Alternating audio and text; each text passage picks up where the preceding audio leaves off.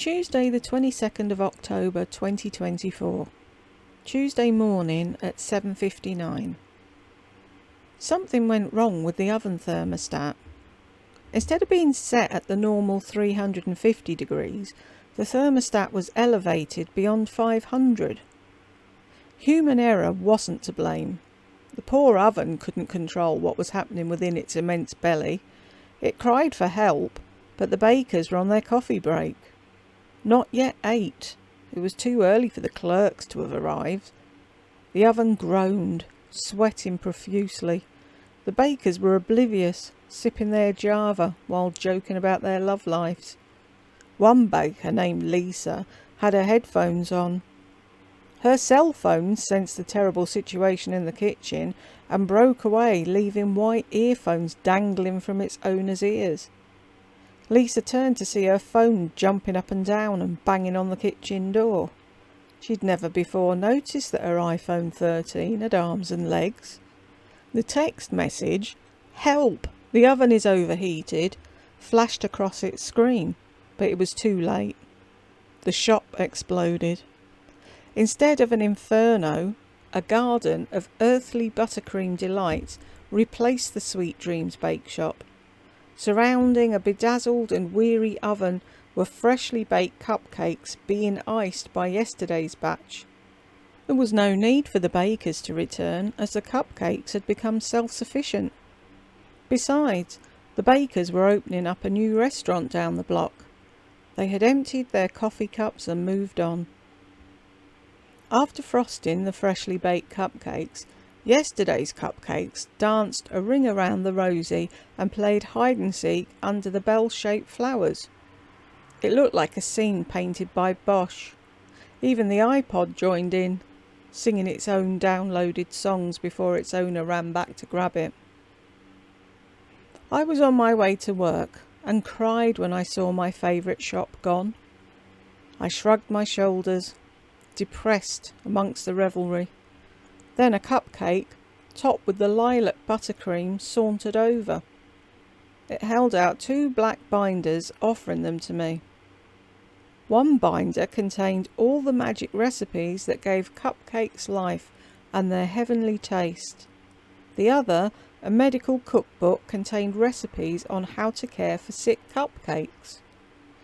I thanked the lilac-topped cupcake for the 2 cookbooks and waved goodbye. I returned home and decided to call out sick. I had a different agenda and a brand new future to consider. Sunday the 1st of June 2025. Sunday evening after 6:30. I am on my way to visit the master bakers of the world.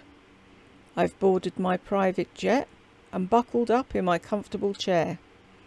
Since the demise of the original Sweet Dreams bake shop, the magical recipes have dramatically increased my wealth, surpassing my expectations. Who could have imagined that a struggling working girl without prior financial know-how or commercial baking experience would become the CEO of her own cupcake company?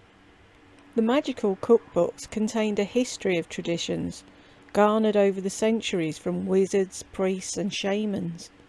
I was able to conjure spells to improve the recipes used by the original Sweet Dreams Bake Shop bakers, who now ran the Blue River restaurant down the block.